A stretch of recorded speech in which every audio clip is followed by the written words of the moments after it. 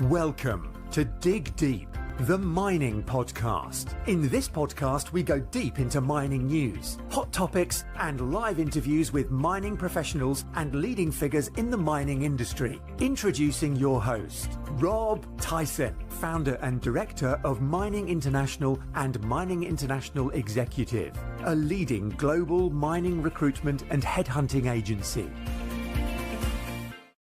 Hi, mining community. Welcome back to another episode of the Dig Deep, the mining podcast. And today's guest is John Lee, who's the CEO and executive chairman of Silver Elephant, a TSX and OTC listed mining company with a growing silver production from its 100% owned Pulacayo Paca mining project in Bolivia.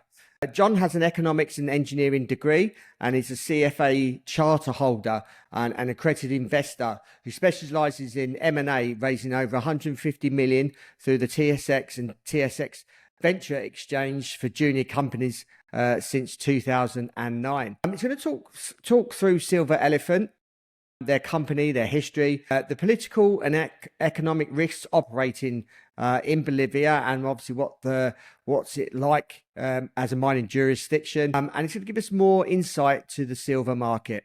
John, welcome to the podcast. How are you doing? Thank you for the invite and first time being on show, and also thank you for the very kind and extended introduction. Yeah, no worries. As we always start these podcasts off, just wondering if you can tell our audience a little bit about yourself, a little bit about your career, just so the audience knows a little bit about your background, how you got into mining, etc., sort of to present day. Yeah, Robin, I am a Taiwanese native, and I started my career actually in the late 90s in the Silicon Valley, and then transitioned into the mining industry in early 2000. So I have over 25 years of experience in the mining industry. The first 10 years is at accredited retail investors, no different from some of your audience, and picking and choosing mining stocks to invest. And then after the financial crisis in 2010, I thought it was being interesting to sort of delve into the other side of the industry of running a mining company. So in the last 15 years, I've raised over $150 million through the Toronto Stock Exchange, Toronto Ventures Exchange, travel over 35 countries and acquire various different projects across the world. My specialization is silver, and I started reading the likes of Ted Butler, and that was Bill Morgan, and James Turk was my mentor, and I was also quite involved in the inception and the sort of activities at GATA at a very, very early going in early 2000, and just like I said, blink of an eye, it's been 15 years and a double full-time job running mining companies. How can you, I just wonder if you can just provide us a little bit of a background on Silver Elephant and obviously the Pulacayo project that the company owns and is obviously in production. Certainly. Silver Elephant has been around for 15 years, but it's only gotten into silver in 2016. And prior to that, the name was formerly known as Prophecy. And so I looked at this project. I always liked this Pulacayo silver project. I was an investor of the project back in 2005 when I first set foot in Bolivia. And when the opportunity came to acquire the project in 2015, when that junior company sort of switched focus to cannabis at the time, and Prophecy, which I was the CEO, acquired that project. Pulacayo is the second largest silver mine based on historical production. It's probably the largest underground silver mine in the world, and it was the silver in Pulacayo back in the 1800s that helped the Spaniard conquer the Western civilization, and also the silver from Pulacayo that built the 600-kilometer railway to Antofagasta, which used to be part of Bolivia territory but lost. That territory was ceded to Chile in the war that ensued in the early 90s. Overall, the project has over 107 million ounces of indicated silver. It's been extended drill out to over 120,000 meters of drilling. The mine is in production today, mining at about close to 100 tons per day through a joint venture with our partner Andean Precious Metals, which is also a TSX listed company. Actually, coming up to October, it will be the 1-year anniversary of commissioning. It's actually the Paca project, which is satellite deposit of Pulacayo. And I think by October, the production would pass the 1 million silver ounce threshold production mark without any incident, environmental issues, and without any, like I said, without any safety incidents. So we're very excited about it, and I think that the stock is starting to reflect that. And the stock is up 50% on Friday, so it's a bit of a interesting timing that we had this conversation. Yes, certainly. I want to speak about obviously Bolivia as a mining jurisdiction. How do you manage the political and economic risks working in such a jurisdiction? And what advantages do you have within obviously the mining regions that you're working in, and obviously offer in terms of stability, community relations, and obviously potential growth potential? Yeah, Rob, I have just a bit of background. We have acquired projects in Canada, in the Yukons, in Manitoba, in Mongolia, in Bolivia, in Nevada, and I've also done due diligence of projects in Peru, in Colombia, and many different countries. I first came to Bolivia in 2005, and it was just opening its door, and tried quite a bit of foreign investment. And then when Evo Morales came in 2007, really shut the door for better part of more than a decade to 2020. Bolivia works really not much different from any other jurisdiction, like the United States and Canada, right? The pendulum swing between the Democrats and Republicans, and in the case of Bolivia, it's pro foreign investment versus anti foreign investment. So for the better part of 15 years since Morales came on, the foreign investment has been negative in Bolivia across the board, not just in mining. So that means that there's divestitures and sales of investments by investors and leaving Bolivia. Morales is a very smart person, and he realized that this trend it's not sustainable to finance his social programs. Since 2007, there's really been a bit of a change of tonality of tones, and that the foreign investment started pouring in. It's not so much that Morales is anti-investment per se. It's just the rhetoric has changed. All in the meanwhile, the mining companies that has stayed in Bolivia since the year 2000 has done very well. I mean, Sumitomo, which is operating one of the largest open pit silver mine in the world, and Bolivia is actually the 6th largest silver producer, despite all the lack of foreign investments. It actually produces more silver per year than Argentina. So overall, Bolivia has a manageable geopolitical profile, but obviously, there's this what the media portray Bolivia as versus what is really happening within the country. I mean, we can talk about Bolivia for hours, but overall, Rob, it is one of the most economic stable countries in South America. Like, its currency has been pegged to the dollar for 13 years, and economic growth has been fairly steady at around 3 to 6% a year.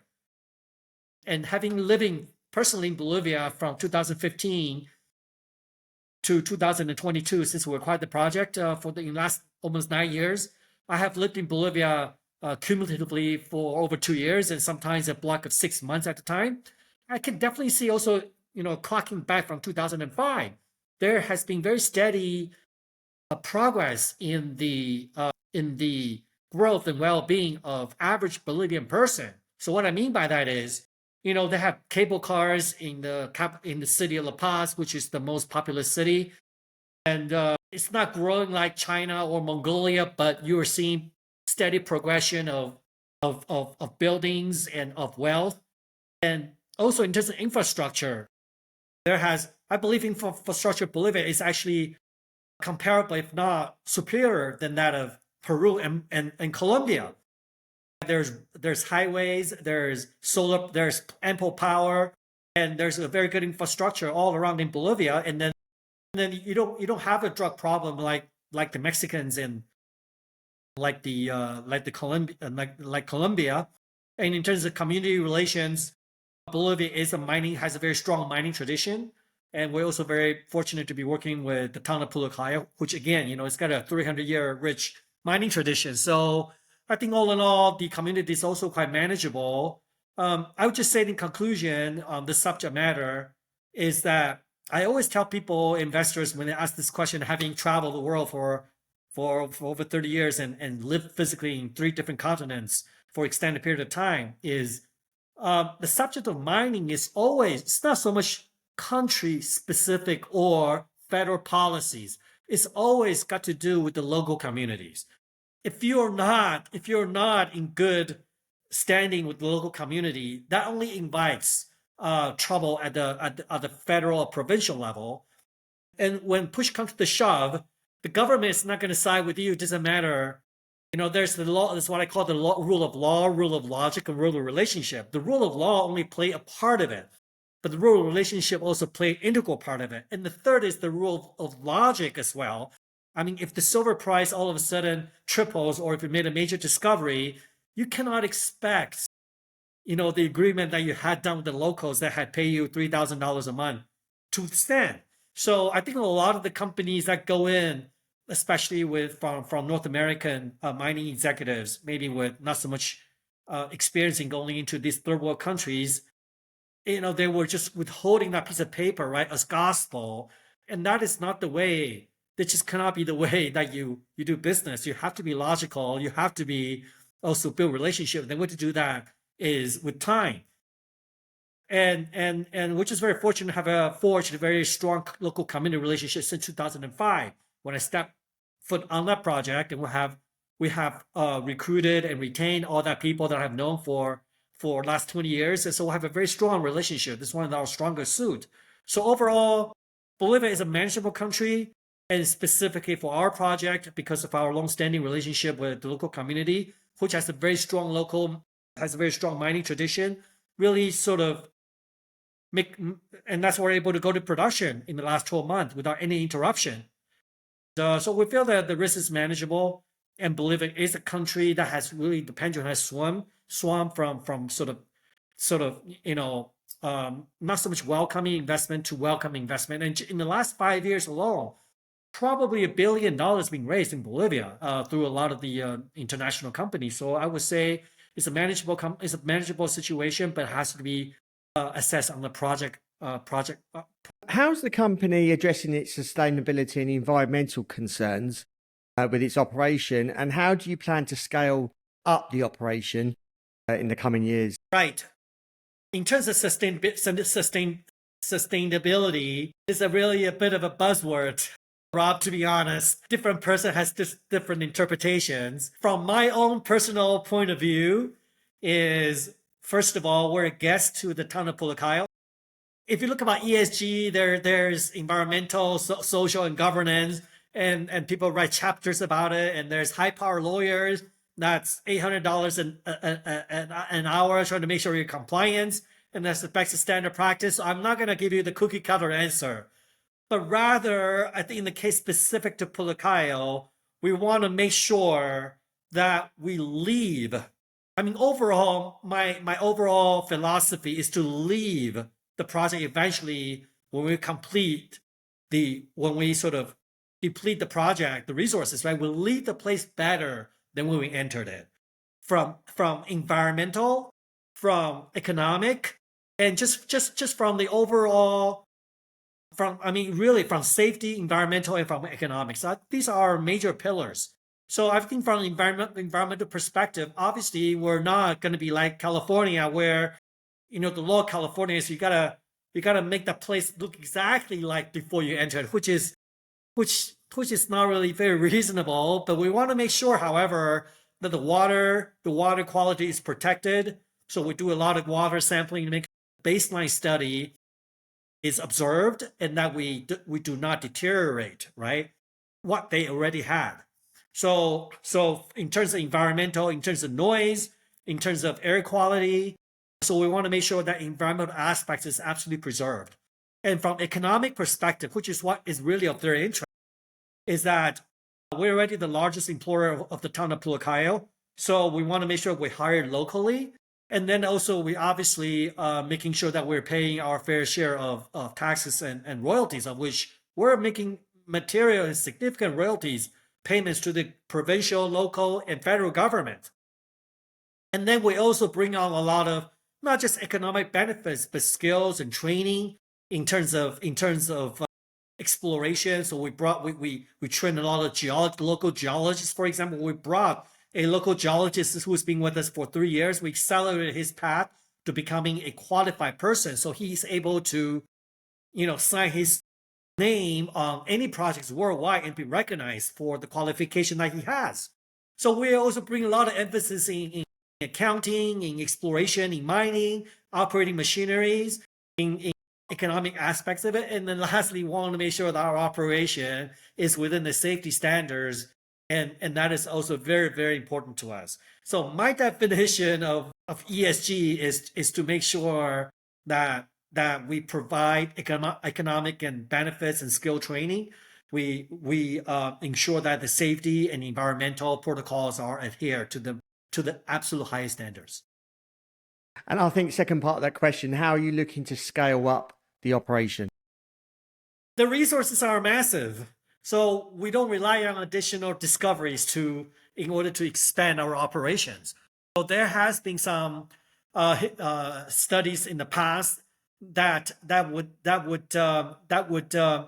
provide scenarios of minings up to 4 to 5 to 10 million, 4 to 8 million ounces a year. So that will place Pulacayo as one of the largest primary silver producer listed on the TSX. So in answering the question is, we've demonstrated the ability to be mining about 1,000 tons per day, and we're also demonstrating the ability to be working in harmony with the local community. And now it's a matter of scaling up, and that requires additional studies and expansion of our operation from mining, from processing, and from logistics and transportation. And so we put out the news release that right now we're mining just the oxide cap, which is a cap of the resource that account for 8% of the overall Pulacayo global resource, and the 90% of the resource is actually sulfide, which is a different processing. So we will be beginning phase 1 of the sulfide operation, albeit small in scale. But then, by middle of next year, we will be having 2 sets of operation carrying in parallel, which is the oxide operation and the sulfide operation. So just like a lot of the silver mining companies out there, I'm not sure if you talk to Endeavor Silver or even First Majestic, for example, Fortuna Silver and Silver Corp, for example. I mean, these silver projects all started, right, small in scale. But we're very, very confident, given my personal knowledge of the project, all the experts that we've talked to, that this is really an elephant, and hence the name was derived of our company, to be able to scale this project at the right silver price. And then we're going to execute our project steadily in this volatile silver market, and making sure that we don't have issues. I mean, there's a lot of our peers have gone under, by taking out debt and maybe too aggressively expanding the project, and then met with some issues, and maybe that's within or without outside of their control, and the company went down. I mean, there's like Grey Panthers, for example. Ascot is another example in BC. So we're debt free. We're gonna keep it that way, and we just want to make sure that every step of the way, when we expand, that we deliver value to shareholders. So we're very, very risk averse from that regard. Obviously, gold and silver has increased has sort of increased price, and obviously breaking out to the upside over the last 6 months or more. And obviously, following the 50 basis points the Fed rate has cut. What are your thoughts on that going into the fourth quarter of obviously 2024 and going into next year? Right, Rob, if you were to follow my Twitter, just search John Lee Silver Elephant on Twitter.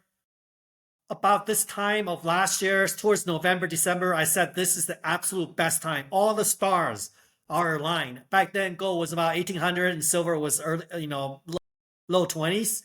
And the reason I said that because the dollar was toppy at about 108, and interest rate was also peaking. So I thought that was and the metals traded is antithesis to the dollar, the opposite direction of the dollar, negatively correlated. And so looking forward, I also paired the price of my target for gold at 2,800. And the reason I said that is the classic cup and handle formation. The neckline was 2,000, and the bottom of the cup was 1,200, which is 2015. So to extrapolate, if you were to extrapolate on the linear scale, then 800, the gap of 800 flip on the other side would be 2,800. So gold has gone on to 2,700, and which is only less than 4% shy of making that $2,800 target. My target for silver was 50. Obviously, silver has been a laggard. It's very unfortunate. So I think in answer to your question, Rob, my outlook on gold and silver is a bit more reserved for the next 18 months. Not same as some of your analysts. And the reason is, like I said, first of all, gold has had $1,000 run up in the last 12 months. And it is coming up to that sort of the resistance level from the simple extrapolation of the cup and handle formation. And secondly, the dollar has taken a bath from 108 to 100. So sometimes people say you sell. Well, in the case of the dollar, is you sell rumor and you buy on news, because cut is so long being advertised, and now the cut finally happened, and you're seeing that dollar is not making any more, it's not exhibiting any more weakness. So the dollar is sitting at a dollar index at 100, which is a very, very strong support. And I just don't see, unless the Fed cut interest rates from current 4.5% down to, say, 2% range, I don't see that as a scenario. So I think any disappointment in the pace of, in the aggressiveness of the fast cutting, if the Fed doesn't cut as aggressive as the street anticipated, and I think the dollar is going to be surprised to the upside, and that is going to have a negative connotation, a negative impact on the gold and silver. And also, the election also has a lot of election also has a lot to do with gold and silver. And so I don't see gold and silver breaking out at least until after the election, much akin to the 2020 election. There's a lot of management of the metal prices, and we can talk about whether the Democrat and Republican elect how to do the metal prices, because it will have a different trajectory, but the outcome is certain, but the trajectory will be different. So overall, I'm a bit reserved. I think the gold is going to have a hard time taking out 2,800, but I could be wrong. And the silver, and along with copper and energy and all of the base metals, is being really a bit of a laggard because of the slowdown in the global economy. And unless gold takes out 2,800, I just don't see how. Gold is really sort of leading the pack while everybody was waiting to follow. So if silver and energy prices and copper and palladium, platinum have to make a run, then the window is very narrow. Gold has to stay here or even go above, and while these guys catch up. So it's either gold get nailed down like the rest of the guys, or the guys playing catch up, of which I think the window of that window is increasingly becoming very narrow. Yeah, and obviously following on from that, obviously the miners have been lagging relative to obviously the price action of precious metals. When do you anticipate the miners entering that catch-up phase and obviously outperform the price of gold and silver relative to obviously their production and their production targets? Yeah, I have a couple of thoughts on that. I think first, I have a couple of thoughts on that. For example, gold mining companies done probably a little bit better than the other base metals and silver companies. But silver companies, by and large, they're a shadow of its former self, even say 2021. And the reason is the metals haven't really caught up to inflation. So the mining companies really haven't delivered cash flow and dividend to shareholders. So there's really no reason. So the shares haven't really caught up to the metal prices because the metal prices themselves haven't caught up to inflation. And if you were to measure, say, measure, say the Nasdaq or the Dow divided by price of gold, right? It's near the bottom of the barrel, and then they measure shares as a function of the metal prices even lower. So, I mean, just about mining shares is probably just about the worst thing you could have invested in the last 10 years. It's a little unfortunate. Why is that? Then you ask the question, why haven't the metals caught up with all the geopolitical uncertainties, with all the inflation, with all the bullish? It can get bullish. You're having wars. You're having, economic war with largest economies in China and the United States. I was just in China for a week, and then you have Ukraine war going on.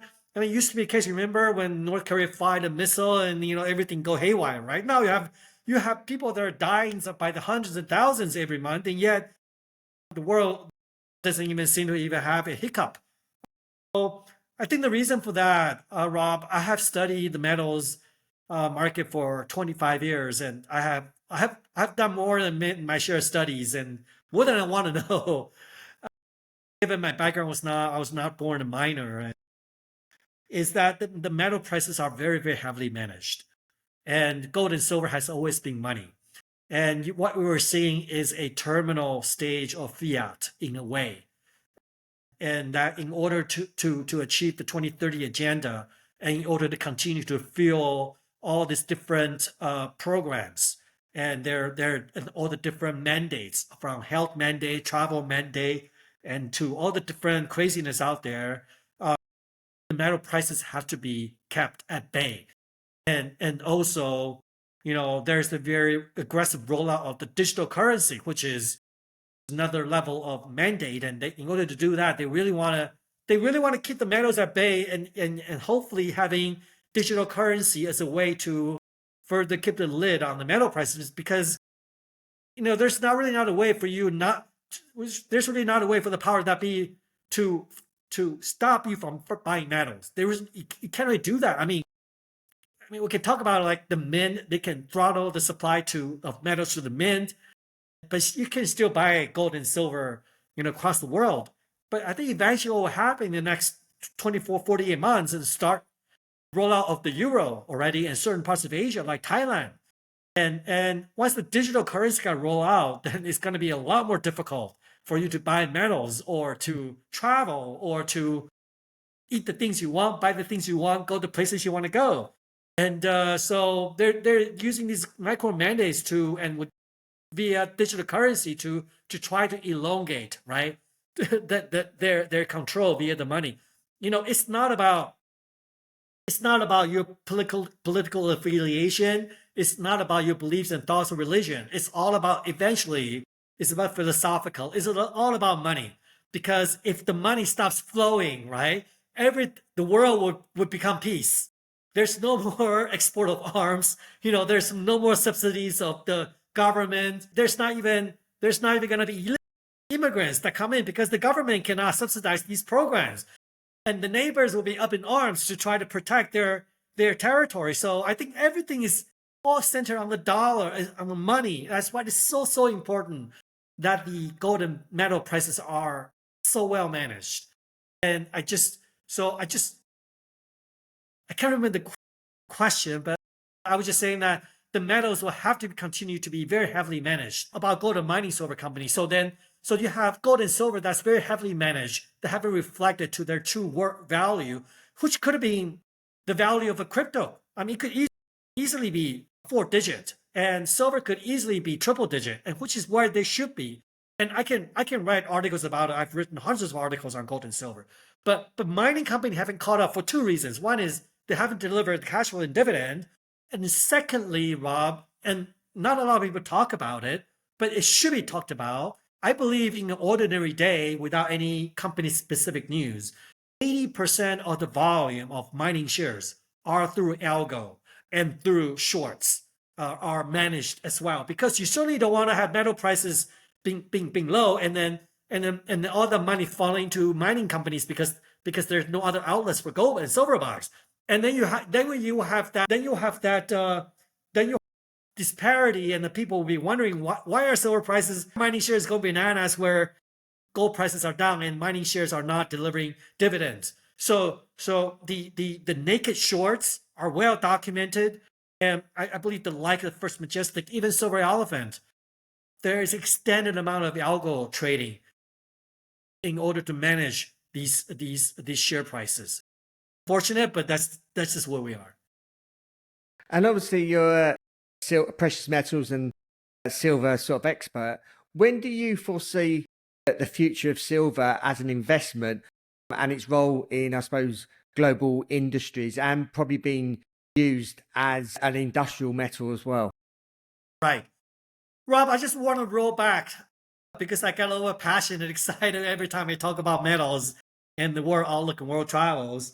Is everything I said is through deductive reasoning and critical thinking, because I was born and my father was a agricultural farmer. My mother was a Chinese teacher. I was a .com. I'm 50 years old. I was a .com person, programming, engineering, accounting. So I like metals and mining is furthest from what I had in mind when I grew up, and so my exposure is only the last 20 years by sort of through accident, because my girlfriend was from Vancouver and went to California to Vancouver, and all of a sudden I got exposed to it. So I suppose everything's fate. It was not I was born a conspiracy theorist, but it's through deductive reasoning and critical thinking. Now let's talk about silver. Silver is a tricky metal. 70% is industrial and 30% is investment. And I look at silver, the outlook for silver, really not from physical industrial perspective, because it's always the investment demand that drive the metal prices or drive any market for that matter. I mean, if you look at if you use affordability as an indicator for real estate, right? You would have been the last person to get the market right. So it's always that speculative money flow that drive the market. If you look at another example, for example, oil in the 2021 financial crisis, the pandemic, oil went to negative. I mean, it's not like people don't cook or don't drive anymore. So that just shows you how incredible the magnitude of investment demand and pressure or upside can be exerted by the investment demand towards a particular commodity, even the upside or the downside. So if you look at investment demand, then you're looking at say annual silver production is about 1 billion ounces. So the investment demand for silver is only 300 million ounces at about $30 silver. It's a $10 billion investment demand for silver. So I think my point in answering your short answer is nobody would have a clue what's going to happen to silver. Nobody knew silver is going to go from 15 to 50 in 1980 when one brother came in, or silver went from again 20 to 50 in early 2011 when a few Chinese rumored Hong Kong people went and bought a couple $100 million physical silver. And nor do we know the reason silver went from 18 to right now 33. Nobody really knows. And but it will not take a whole lot of effort in today's swing of fiats, trillions of dollars, to make a run at silver. And then the way they do it, unfortunately, Rob, will not be going to the COMEX, right? Going to the ETFs and start gobbling up.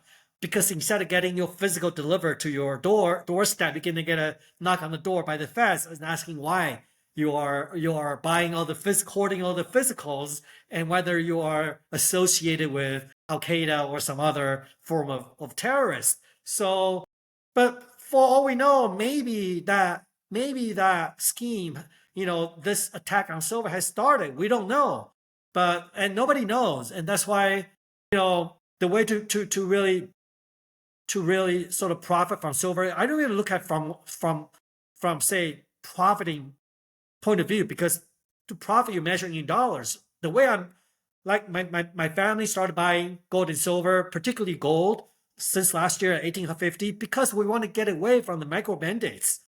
We want to be able to travel. Like, for example, to go from Taiwan to New York, it's 1,000 tons of carbon. Somebody's already calculating that, because when you go to United, you buy the ticket that tells you how much carbon. And now there's discussion about capping per capita carbon consumption at 1,000 tons. So what that means, if you take a one-way flight, you're done. for your carbon consumption for the year. And that means you're going to eat tofu for the rest of the year. And this is not a joke. This is not a joke. It's happening. And so we just want to get away from the micro mandates. And if you think you can use your grandma phone, right? Digital phone to try to circumvent this digital wallet or digital currency, well, good luck again, because this world is gone to facial recognition. Like, for example, just travel to United States. I'm not even a U.S. citizen, and they don't even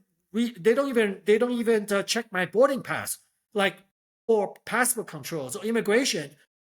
I look at the screen, and then you say, "Oh, John Lee, green," right? And it's the same absolute system when I enter Taiwan. It's the same system when I went to Thailand only 2 weeks ago. I was shell shocked because I don't have any status or residency status in Thailand.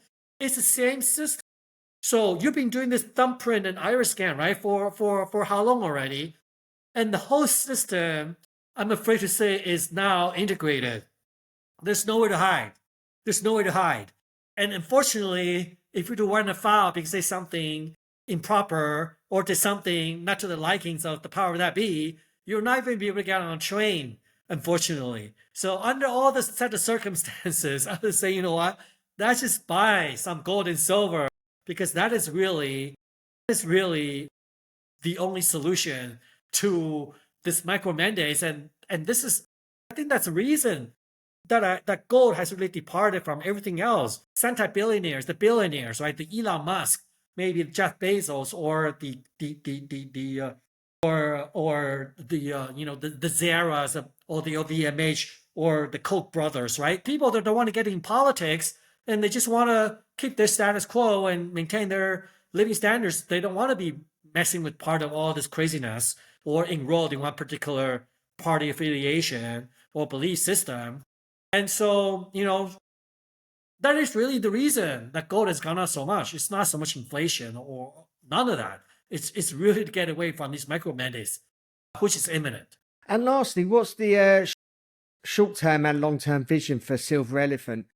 And have you got an exit plan or exit strategy at the moment? Right, we were one of the highest flyers. This is elephant with wings back in 2011.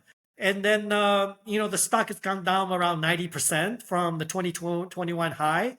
Part of the reason was the collapse of the silver price, just like in the subsequent carnage seen by all the silver juniors.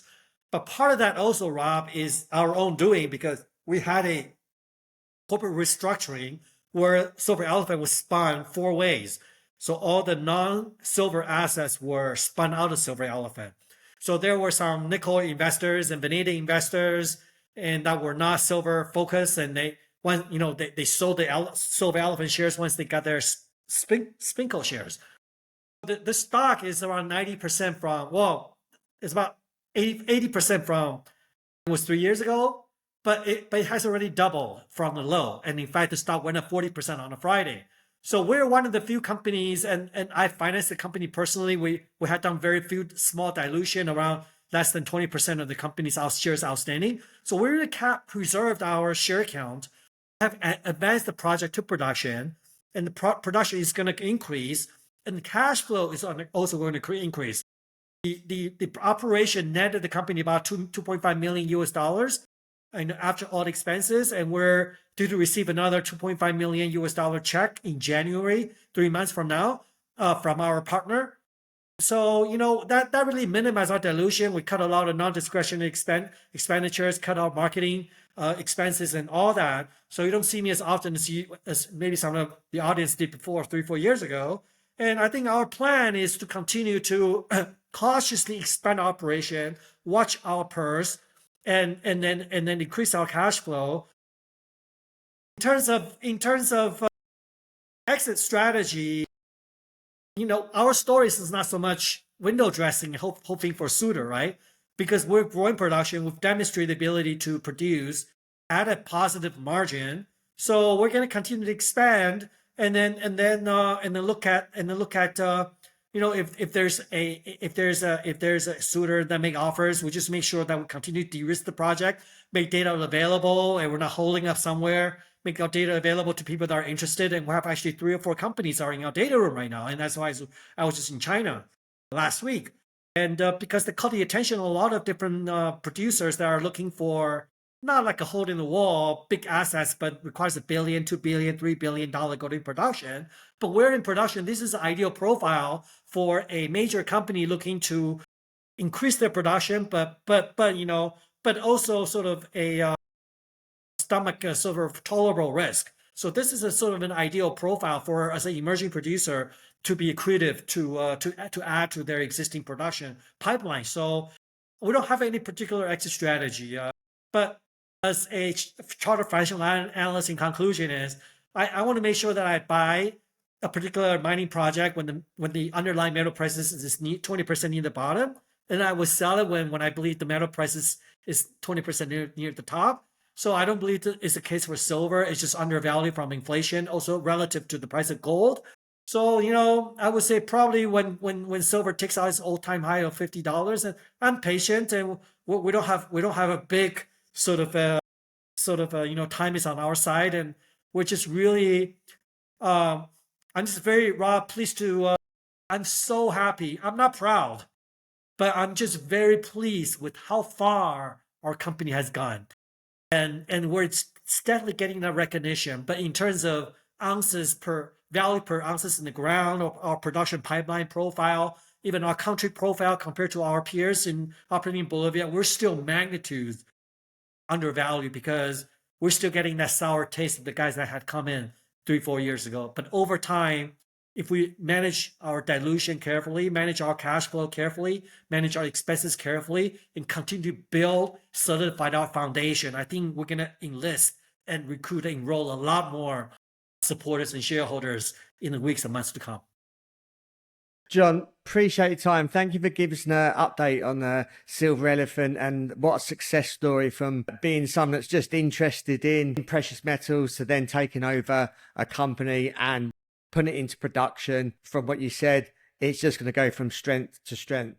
And appreciate you giving us your point of view, obviously on the precious metal space, and some of the other things that you spoke about, why you should own physical silver or gold, take it outside of the system, so you've got more control over your finances. So I really appreciate you educating our audience, and giving some of our audience and most of our audience are from the mining industry, just giving them something else to think about, because some of the things that you said they may not necessarily be thinking about at the moment. So really appreciate your time. To reach out to you if they've got any questions, if they want to follow the company, and obviously follow yourself.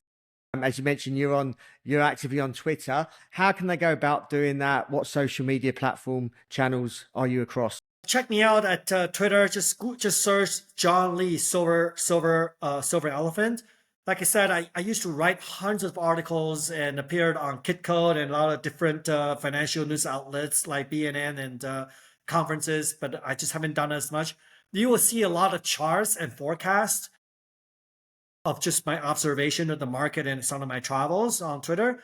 And also go to silverelephant.com and check out the latest news on Silver Elephant. We just shot a video of the Paca mining activities in production. 60 trucks are leaving and coming in and leaving Pulacayo Paca on a daily basis. So that also gives you sort of a flavor of what the company's up to. Yeah, great. Well, again, thank you for your time. Hopefully you can come on maybe next year, give us an update of any expansions that you've done in the business, and maybe to see where we are from everything that you've said, where we are maybe in 6 to 9 months' time. It'd be good to get an update from you. And real quick, the symbol on the TSX is ELEF, and over the OTC is SILEF. Look forward to coming back and up to you guys. Yeah, no worries. And we'll include all those in the show notes of companies anyway for easy access. So thank you again for your time, John, and all the best for the remainder of the year. Same to you. Thank you. Thank you for listening. I hope you enjoyed that episode. It's an episode I think you definitely need to share with not just necessarily people within our mining industry, but people outside of our mining industry. Obviously, John's alluded to why you should own precious metals, whether it's gold, whether it's silver. There's a lot of things happening in the economy globally, and for you to maybe be your own bank and obviously take more control of your financial situation. And obviously John's alluded to some of the issues that potentially could come up, and maybe even starting to happen in various parts of the world. So like always, appreciate your continued support. Please keep sharing these episodes far and wide so we can educate our mining industry, but also people outside of our mining industry. And until next time, happy mining. Thank you for listening. Remember to reach out to Rob via the show notes, and be sure to subscribe and leave a review. Until next time, happy mining, helping each other to improve the mining industry.